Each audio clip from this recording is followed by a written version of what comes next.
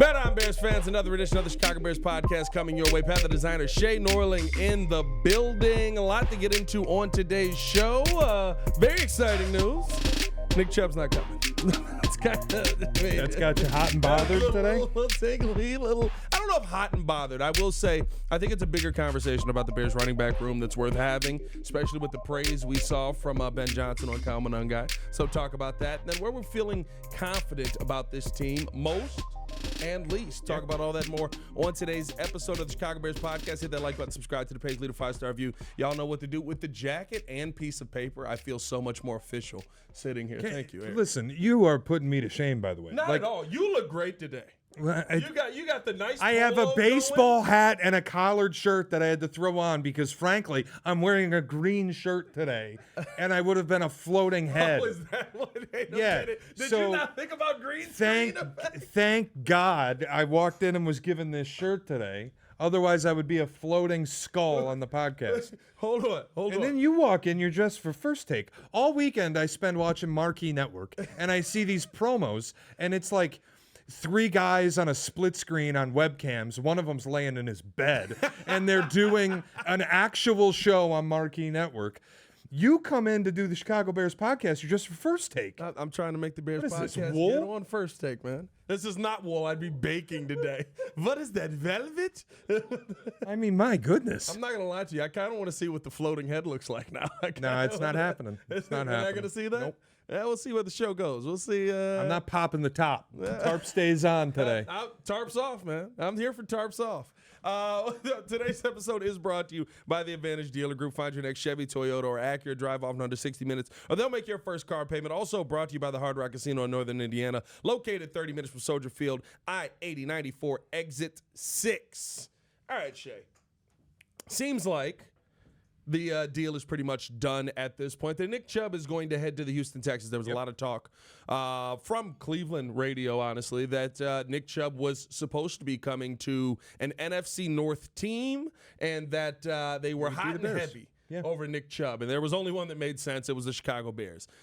And I'm going to be honest with you, I'm fine with us not going out and spending money on another running back. I don't think you should be trading for J.K. Dobbins either. The question on this video and the question on the table today for me is, are you comfortable where the Bears running back room is right now with DeAndre Swift, with Roschon Johnson, with Kyle Monangai, with Deion Hankins? And in theory, Ian Wheeler was back, but he has been getting yelled at a lot by Eric Bieniemy for the blocking. So we'll see what that means when pads come on. 2 of those guys probably aren't going to make the team. Yeah, like Deion Hankins, Ian Wheeler, probably not a part of it. Let's be real. Maybe even Kyle Monangai, if we're being honest. He's getting a little too much praise to not be making the team. It's a little hot and heavy in there. It's a little hot and heavy. The running back room, I think, is going to be DeAndre Swift, Roschon Johnson, and Kyle Monangai, and we'll see where Monangai fits in. Comfortable is not the word I would use. I don't like DeAndre Swift. I have really never liked DeAndre Swift. He had about 1 really good season with the Lions. Decent yards per carry the year Ben Johnson had him, but not a lot of usage. He was under 100 carries, I believe, if I'm not mistaken. Went to the Eagles. He was bad, straight up bad, behind a good offensive line. But Shay, he was a Pro Bowler. Yeah, because he hit 1,000 yards, which is great. Miles Sanders ran for 1,000 yards with that Eagles offensive line. You could run for 1,000 yards behind the Eagles' offensive line. No. Yeah, you're getting 2.5 yards before you get touched. That'd get me to about, 2.5 yards 5 times a game. Fall forward. Before I get hurt. Fall forward. That's 3.5 a carry. You're doing okay. I'm doing all right. Yeah, you get 2.5 before you get touched. Did last exactly. Year. That's my point. 969. Behind an Eagles offensive line, you get 2.5 yards before you get touched. Yeah. If you're averaging 3.8, you're bad. You come here, last year, you 3.5 yards a carry. A lot of that is the fault of the offensive line. Yep. A lot of it's also the fault of a guy who just, frankly, doesn't have very good vision. Now, I'm optimistic because Monangai's been getting so much praise early, and it sounds like he could bump Roschon Johnson as early as opening week. I think the offensive line is better. I think the run blocking fits will be better. I think the scheme will be better with a guy like Ben Johnson running it and with Eric Bieniemy leading your running back staff. Keep it going, but this mug is coming down massive. The spider over here. Good for him. Let him show. Shout out to him. Listen, now our audience knows the studio's infested with spiders, so that's good. No, I'm making a point. I'm not comfortable with the running back room, but I'm somewhat optimistic that the running game will be better. And I think people conflate too often that a good running back means a good running game and a bad running back means a bad running game, and I don't think either thing is true. You can have a good running game with bad backs if you have a good scheme and a good offensive line. Yeah. You can also have a bad running game with a good back. Shout out the Jags and Travis Etienne, who is wildly productive as a player. Certainly if you're a fantasy owner, you know Etienne's a good running back. Their running game's atrocious because their offensive line sucks. Look at Minnesota. Like, I'm not writing home about Aaron Jones and Cam Akers, but last year they ran the ball well because they have a good offensive line and a smart head coach. So I think you can kind of work a running game out of this. Part that I think is interesting, Nick Chubb's off the table. I don't want J.K. Dobbins because he's an injury waiting to happen and he's not that good. But James Cook seems pretty pissed off in Buffalo. That's an interesting one. But I think the conversation is the same, though, right? Because here's what I'll say about where the Bears running back room is right now and where James Cook, if you were interested in going and getting him, he could be an addition. But do you want to be in a position where you get a couple years down the line and you're paying multiple running backs? Because DeAndre Swift's on the books anyway. He's here. You're not. There's nothing changing that unless there's some weird scenario where Buffalo's like, this isn't going to work at all, so trade us DeAndre Swift for James Cook. Like, I that's the only situation I even see that working in. I don't think that's where the Bears want to be. And what I love about where the Bears are right now is the confidence that I have in the running back room almost has nothing to do with the running backs themselves. It has to do with the fact that you went out and you fixed the interior of your offensive line. I think the fact that PFF graded the Bears right now as having the second best guard tandem in football right now. I think it's a little high praise because Jonah Jackson, I don't know what he's going to be at a right guard yet, but it seems like that could be a spot where he is going to end up fitting in nicely in between Darnell Wright and Drew Dahlman. I don't know if you saw the picture of Drew Dahlman already. There's no pads on. He's holding Andrew Billings at bay from getting to Caleb Williams just by sheer willpower. It feels like the interior of your offensive line is fixed. And what that means to me is that even if it is Kyle Monangai, even if it is Roschon Johnson, if it is DeAndre Swift, if it is Deion Hankins, if it is Ian Wheeler, we've seen teams with strong interiors have guys pop up time after time after time where you look and go, who the heck is that guy and how did all of us miss him? Well, no, they got the great offensive line already in place, so that means more for the running game. They also have a good running scheme. Did we not see that with San Francisco with four or five guys last year? Like, it was quite a few guys that had to come in to satiate that run game. Jordan Mason got a job out of it. Jordan Mason got paid by the Vikings. He's a backup running back right now because of that. And I think, to me, that's where, like, the James Cook scenario doesn't make sense. The Nick Chubb scenario, while it would have been interesting because maybe you could have gotten him cheap, doesn't make sense because paying the future in running backs, having, what would that be? I mean, you're talking 12 plus million in running back? Here's the problem, really. That's tough for me. I'm unmoved by what happened last year. A lot of people are like, oh, the running back position's back. And yes, to an extent, Saquon got paid. Derrick Henry makes $15 million a year. There's one problem with it. It's now impossible to trade for rookie scale running backs. Like, you can't trade for Travis Etienne because Travis Etienne's going to want Saquon Barkley money. James Cook is unhappy in Buffalo. Why? He wants Saquon Barkley money. And I can't do that. You're not Saquon Barkley. James Cook making $5 million this year because he's on a rookie deal. Rookie deal. I can't give you the extension that you want. I'm not moved by what Derrick Henry and what Saquon Barkley and what Josh Jacobs accomplished. And now people think, well, you got to be able to pay running backs. No, I'm not giving up a pick and screwing up my cap sheet by trading for and paying James Cook. It's just not something that I can do. The way to address the running back position will always be draft them or trade for veterans. Saquon got his deal in Philly, signed as a free agent. You want to go that path? Sure. If there's an elite guy who's available on the open market, but that's not James Cook. I can't give, I think probably a third-round pick makes sense. I can't give up a third-round pick and mess up my cap sheet for a running back who top 10, maybe top 5. He's really good. but he's not worth $20 million. He's not worth $15 million. It's just not.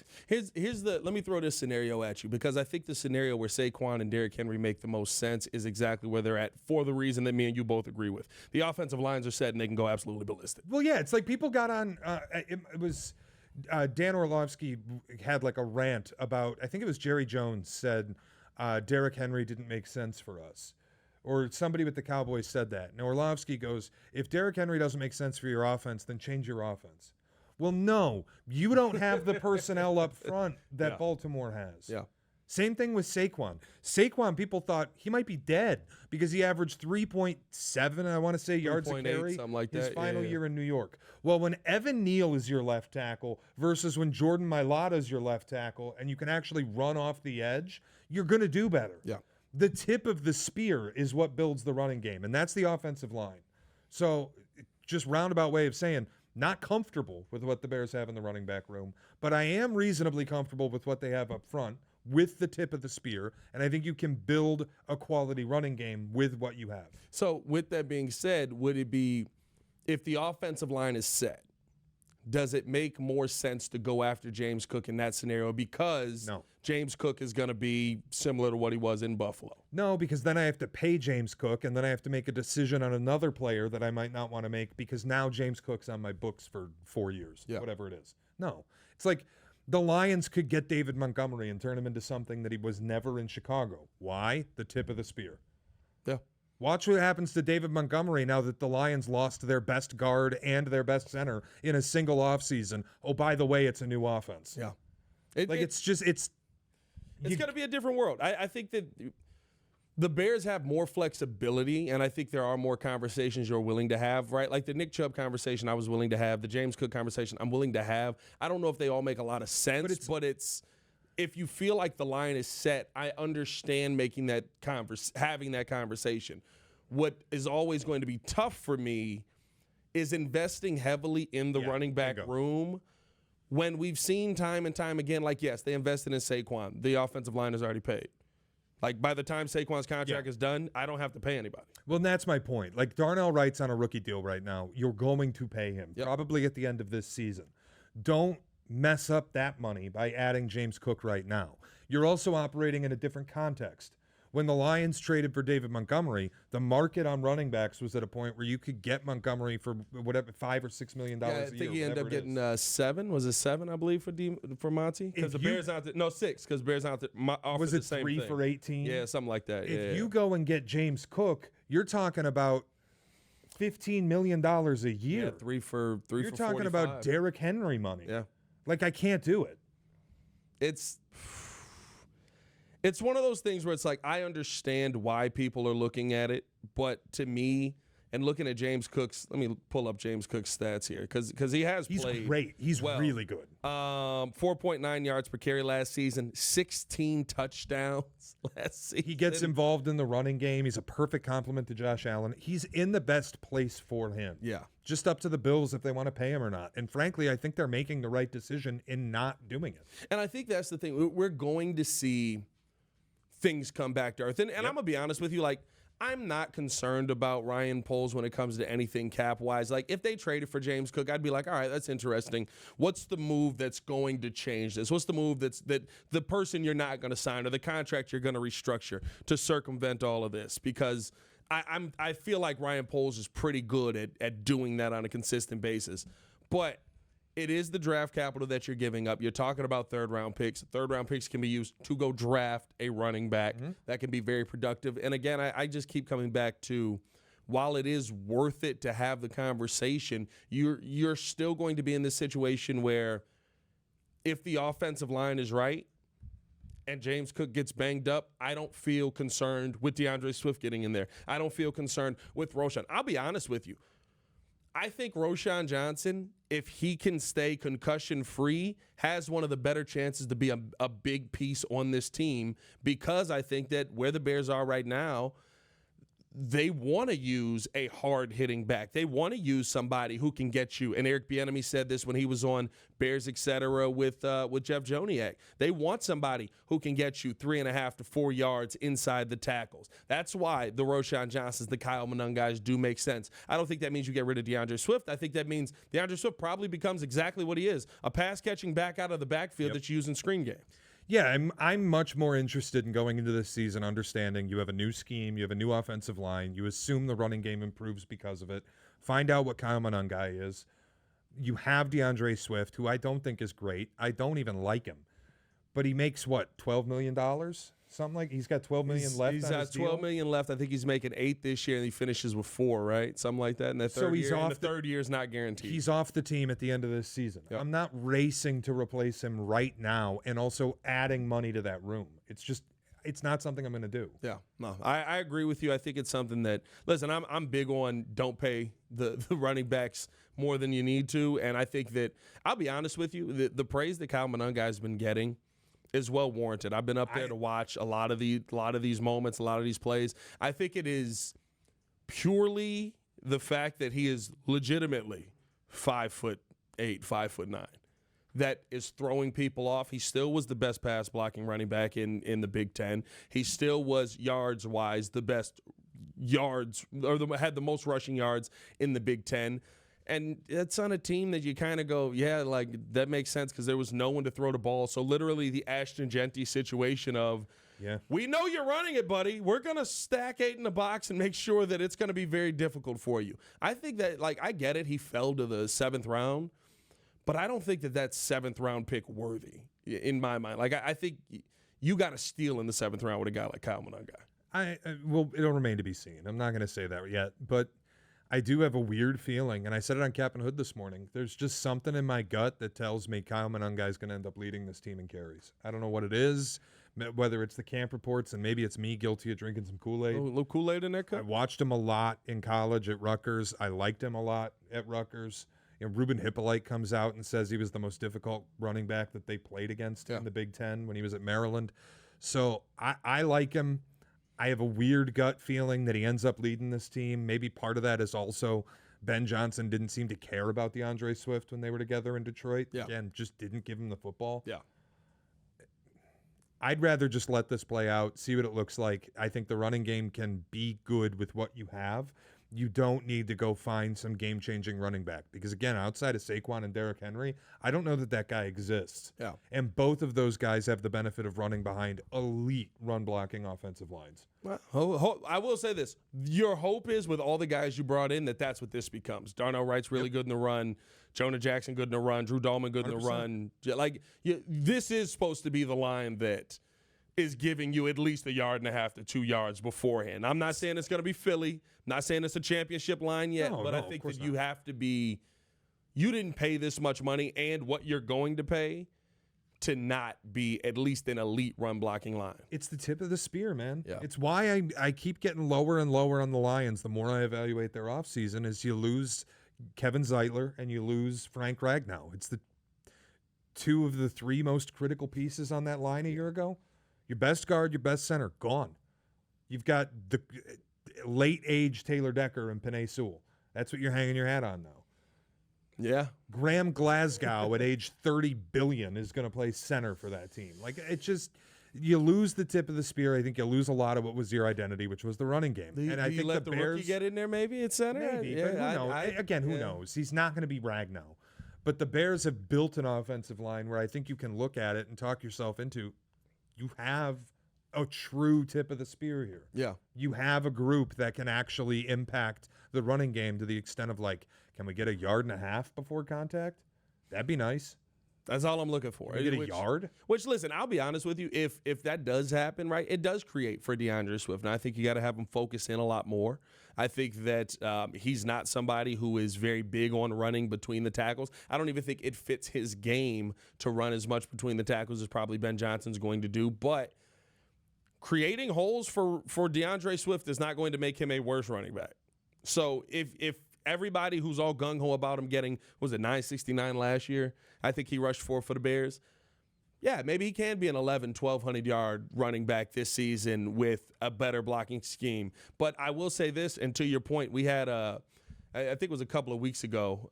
You didn't make it. I think it was a good effort. Yeah, it was a good effort. I think it was a couple of weeks ago. I don't even know if I was talking with you about this, but like I actually went back and I was like, I got nothing to do right now. I think it was a holiday weekend, and I was like, I want to see like what were these moments where DeAndre Swift wasn't getting the football. So I just went back and watched like 4 or 5 of the Lions games. And there were a lot of moments that were happening where it was the DeAndre Swift moments and they were going Jamal Williams. Yeah. It was we need to hit this on a screen and just have somebody in speed get in space and create something. Give it to Jamal Williams. It was we need to run this to the outside and have a speed back that can get out there and be effective.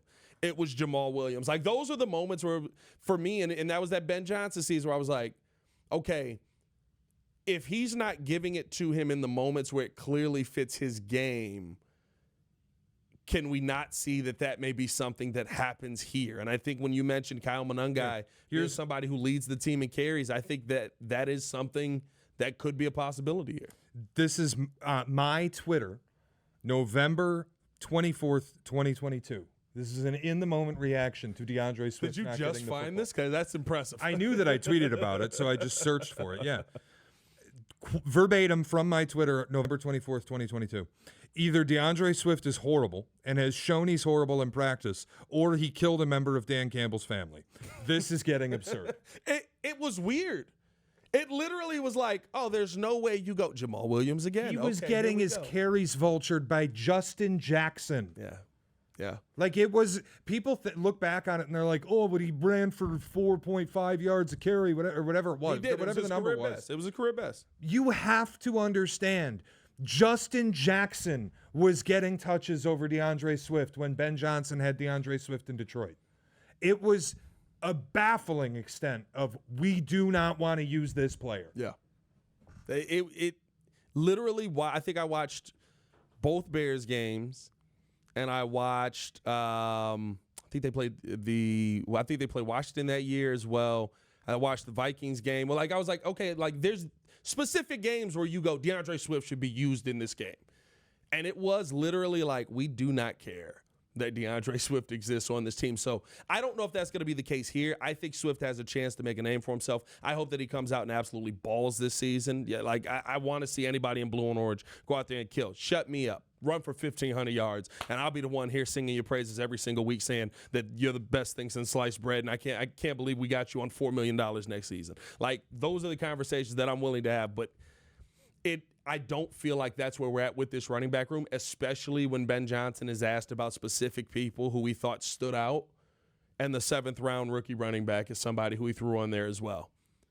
Like, that's a conversation to me that is like, okay, like that's not just Kyle Monangai caught a good pass from Caleb Williams and ran it in for a touchdown. Like, that feels like, okay, like he has, maybe Ben Johnson sees something in the pass catching ability. That's all you got left, DeAndre. Well, it's why I feel the way I feel about Monangai, and I hope that Roshan can get it together. And it's why I won't say I'm comfortable, but I have some belief that because of the offensive line and because of who your play caller is and because of a scheme change, that you can kind of duct tape and glue your way to a running game. Yeah, and sometimes that's all you need. You go into the draft, you find a guy who's dominating this season, and it's fine when you draft a late first-round running back if everything else hits. Like, then I'm okay. Like, if we come out of this season, we're like, offensive line, good. Yeah. Defensive line, good. You come out of this year and you're picking 24th in the draft or something like that, you can look at a running back. Or 30th, or 31st. You know what I mean? Relax. 30. I'm just saying 32nd. Listen. Too much? I think they'll be much, much better than they were a year ago, but I'm not going to sit here in June and tell you they'll be picking 31st in the draft. Get out of here. Come on. Yeah. Let me just sit here. They're going to be playing in the Super Bowl. I'm just saying. Come on. I'm just saying 31st, I'm not there yet. 32nd. I'm not there yet either, but everybody's got a chance. So you're saying there's a chance. Let's keep it moving along here. Appreciate y'all for tuning in, showing love. Let us know your thoughts on the running back room right now. Hit that like button, subscribe to the page. As always, man, let's talk about some confidence things, though. We're not very confident in the running back room right now, but we feel good about what they can do with that running back room. Where are you most confident in the Chicago Bears heading into this season? It could be something about the team, something about where they sit in the division right now. Where are you feeling most confident about this team? I said last week secondary, and it's still true. You're getting a lot of good stuff coming out about Tyreek Stevenson. He's kind of put his head down and gotten to work. Yeah. You know what Jalen Johnson is. Jaquan Brisker, healthy. Like, there's a little fear with the concussions that he sustained, but you know what Kyler Gordon is. Kevin Byard is a player. It's still the secondary for me. And then a little more abstract, I guess, is just I really believe this scheme is going to be good. And a part of it is, I'm drinking some Kool-Aid, watching Darnell Wright do an Odell Beckham Jr. impression at minicamp last week. Yeah, I'm getting a little excited. And I know some people are like, I don't want all the trick plays. That was what killed the Lions. Ben Johnson got too cute too much. Guys, they're going to run trick plays. I got news for you. Like, that's going to be in the playbook. You know what I love about that, though? Ben Johnson got too cute for 15 wins in the best offense in football. But it's also, like, in the past, it's felt like when the Bears do some of that screwing around stuff, it's just to have fun and keep it loose. Yeah. And now I think there's a purpose to the way that they're having fun. It's fun to say to the offensive line room, go run routes and we'll throw you passes. You're having a good time. Yeah. But there's also a purpose to it because you're going to build plays in for certain players. Yep. Penei Sewell became a human highlight reel with Ben Johnson, not because it was like pancake block city everywhere, but because he'd get out, run a route, and make a play. I think we might get some of that with Darnell Wright. Yeah. Like, I have a confidence in this scheme that it'll build up the quarterback. This is the same guy who brought Jared Goff from the brink of professional death to MVP finalist.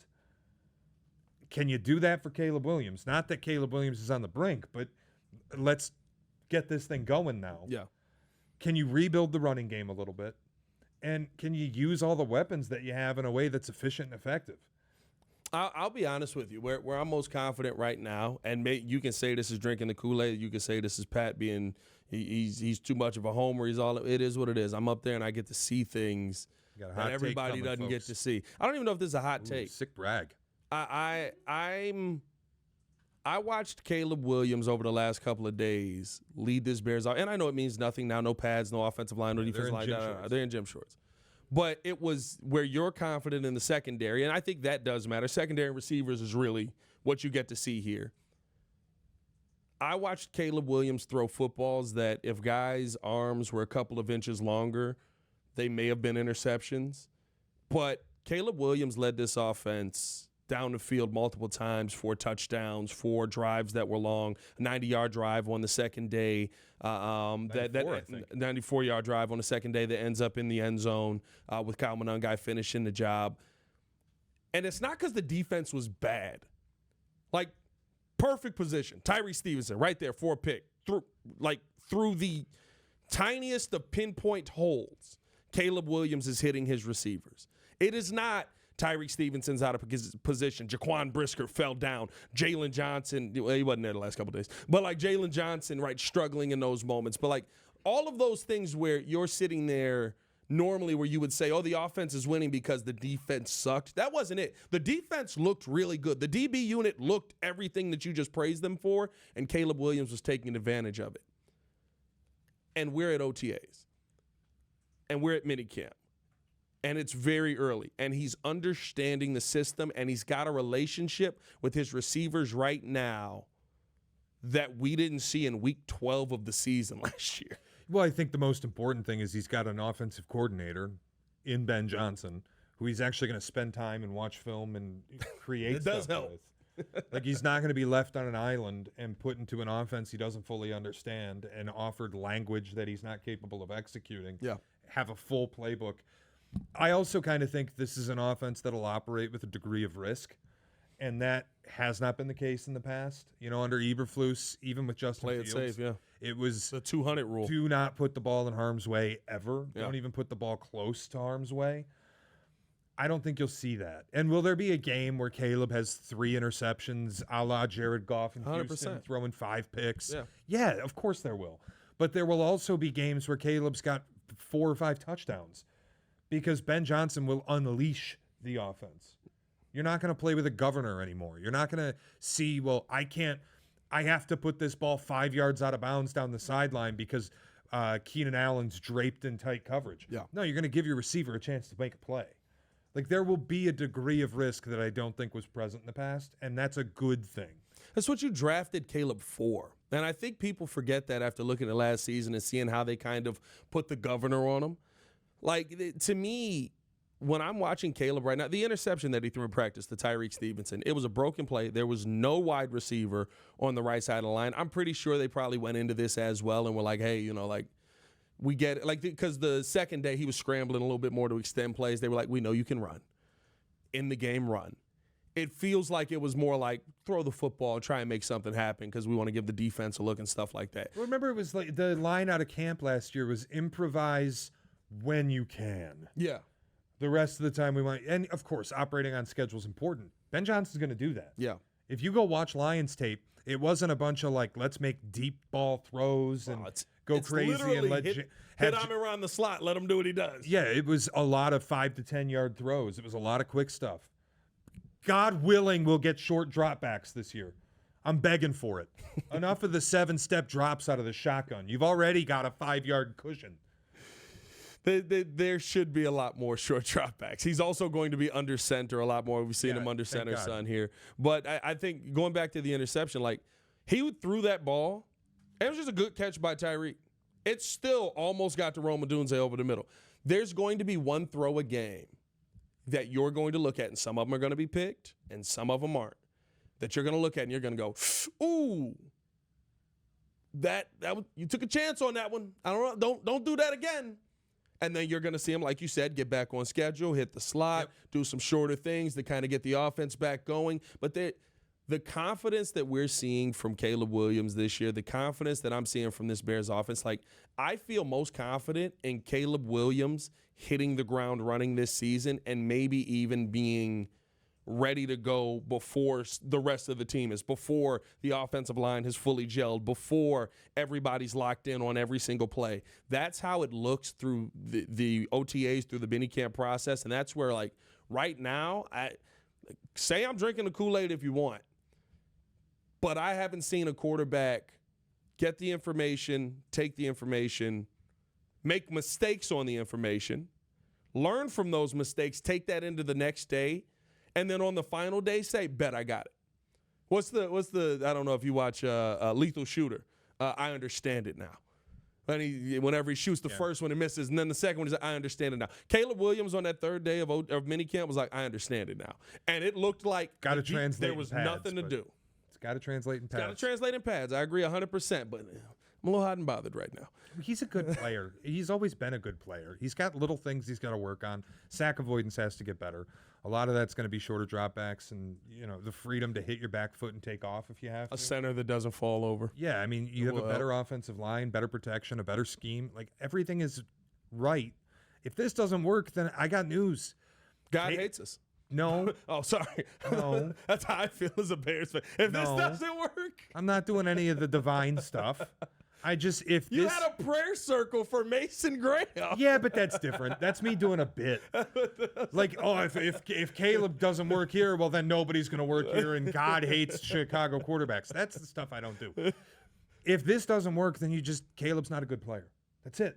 And I don't believe that Caleb's not a good player. Yeah. So I have to imagine that this will work. Yeah. But the broader point there is there are no excuses.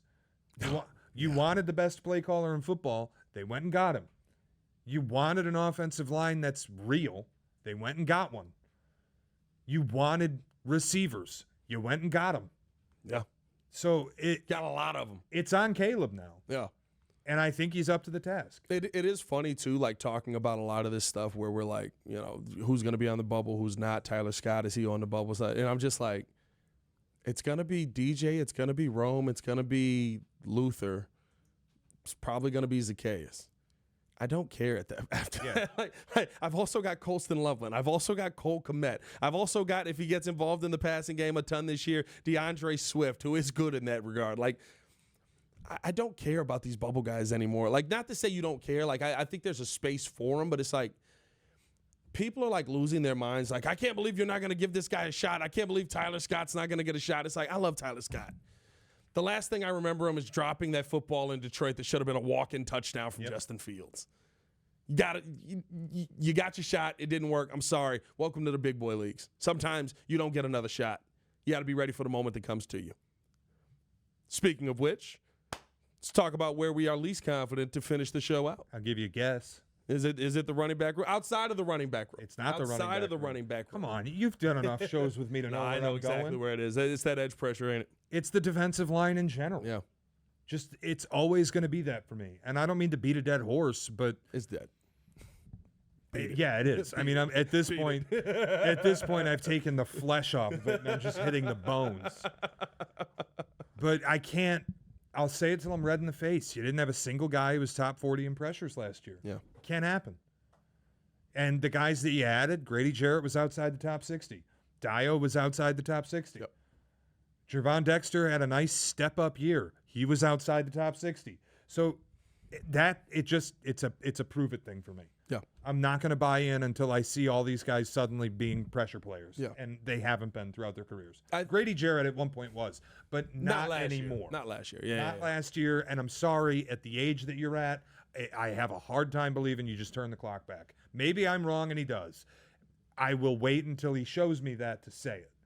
It's the biggest question mark going into the season. It's the defensive line. For me. I will say this is the one pushback that I'll give, and I think it's how the Bears have gone about this is you added Shamar Turner, who I do think is more of a penetrating style player than a two-gap player, and he was in a two-gap system, literally playing a penetrating style. Like, I don't know which gap to pick. I'm going to just rush this one and go kill. He was banged up last year, so that plays into it as well. But I think you get more out of him in a penetrating style, which this is going to be.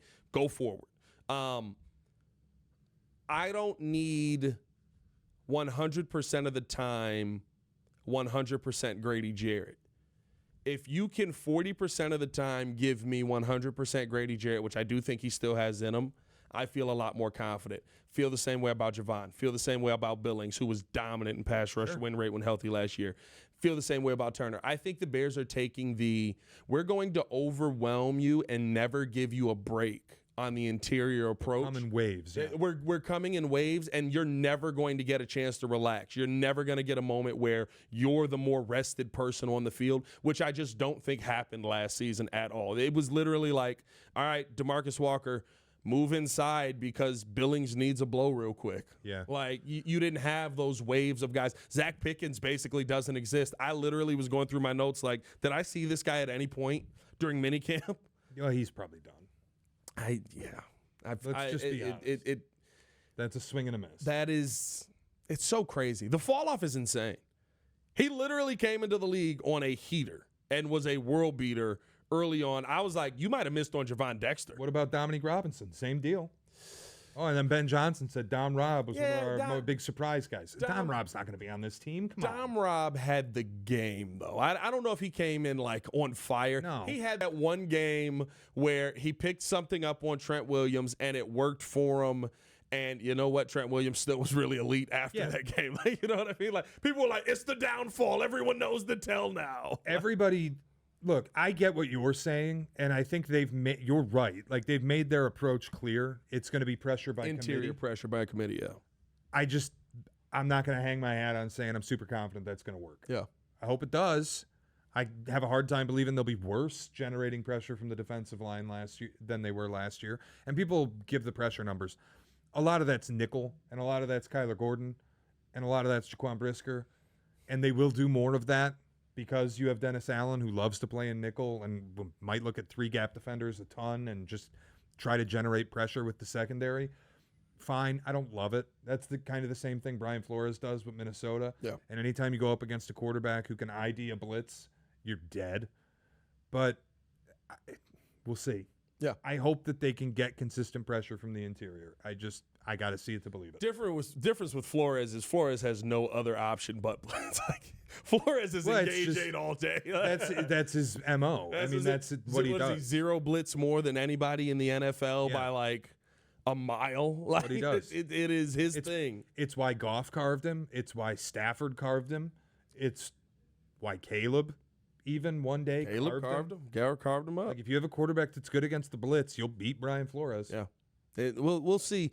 We'll see what Dennis Allen does there. I think you'll be more, like you said, in nickel and do a lot of things where you're just rushing the 4. But there's going to be some of that nickel blitz that is going to be very big. And I think you've got the right personnel to do it. I'll tell you where I'm least confident.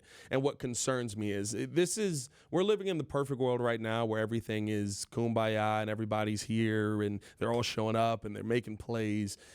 Health is where I'm most concerned on both sides of the football. And what I'll say is this. Where we're concerned with the running game, I think has changed drastically if Roschon Johnson can't be healthy. I feel the same way on the defensive side if Jaquan Brisker is banged up. And what I will say is, if you want to talk about who's the loudest person at camp, if you want to talk about who's always calling out the checks, the blitzes, who's always yelling the audibles and telling the defense where to be, it's Jaquan. Like, I think we truly, as Bears fans and as Bears media, have underestimated what Jaquan can be. And I'll go as far to say this. I think what we saw last year, and maybe we just didn't pay attention to it, was like the Bears losing Mike Brown, where it was just like, I don't have a guy to replace that, and he's so important for this defense. Health scares me this season with some of the concussion things because I think they want to use Roschon on the offensive side probably a lot more than we saw him use last season because they want to get those yards between the tackle. Maybe Monangai stays that a little bit for you. There is no replacement on this team for Jaquan Brisker if he goes down, and the concussions are concerning. Yeah, I mean, health is what it is. Every 32 teams are saying health is a primary concern. The fact of the matter is you're not going to be healthy. It's the NFL. Yeah. Nobody's healthy. So you got to find ways to overcome it. And hopefully Jaquan Brisker can stay healthy. I agree on the level of importance. You know, when you play the position he does, safety, but not really. He's a box safety. He's everywhere, dude. Like, but he's almost a linebacker. Yes. When you're Landon Collins-style guy that's going to play low a lot, you're basically a linebacker. And that's where the captain of the defense comes in. Yeah. He's invaluable, and he's got to stay healthy, and I hope he does. Yeah. But I have 53 guys on this roster. Health is a primary concern. If Caleb gets hurt, season's over. You know what I mean? Never mind. I'm not even going to say it. I don't even want to put that out into the universe. 68 sacks last season. You made it through the season. I feel good about Caleb Williams. I'm not saying your top concern is a cop-out. I would never use health as mine, and I'm not even trying to shit on your point. I feel like it is. I'm not. I know. I heard myself doing it, and I'm like, I'm really not trying to shit on your point. No, I get what you're saying. Everything is. I think it's 32 teams are worried about it. For me, it's the players that feel like they're linchpins, especially on the defensive side. I think that's my thing, right? Like, for me with Jaquan, I feel like it's going to be a mountain to climb to overcome losing Jaquan again. Yeah. And then you have to probably go into the draft and find another Jaquan. I've seen a lot of football. I don't think there's another Jaquan Brisker coming out of next year's draft. Oh, there's always a guy. Makuba out of Texas last year. He was, to me, that type of guy. Makuba feels more of a ball hawk. Listen, I think losing Jaquan Brisker this season to injury would be brutal because I don't think there's a guy on the roster who you can replace him with. You're going Jonathan Owens quickly. But you can find a box safety or a pressure safety in the draft. Like that, you will eventually replace him. Eventually, yes. But honestly, it's a conversation they need to be having already because he's not a guy I'm giving money. I'm sorry. Yeah. You got to show me you can play 15 games. But I think that's the thing, right? That's also what we said about Mike Brown. Then we didn't replace him until Jaquan showed up. Like, that's a long time. We literally were like, yeah, you can find another Mike Brown. You got to go do – and we just kept throwing bodies in there, and we had good defenses. I'd tell you Caleb Downs, but I don't want you picking in the top 3. Yeah, that's he's not going to be down there. Well, we'll see what the season does, but I highly doubt he's going to be down there. He might be the number 1 pick in the draft. He's made me look at safety completely differently. Well, that was the conversation around James Pierce last year. Yeah, but he was an edge rusher. Caleb Downs is – Caleb Downs for people who haven't watched Ohio State football, Caleb Downs has made me rethink safety value. Yeah. He's unbelievable. Caleb Downs is impressive, but he will not be down. But again, I'm making a point. The safeties are always available. Yeah. You just have to get it right. That's up to Poles. That's why he gets paid money. Yeah. 100%. We'll see what ends up happening. Hopefully, everybody has 17 games of health. We had what was it last season? We're going to be the least injured team in football. Was it 2 years ago?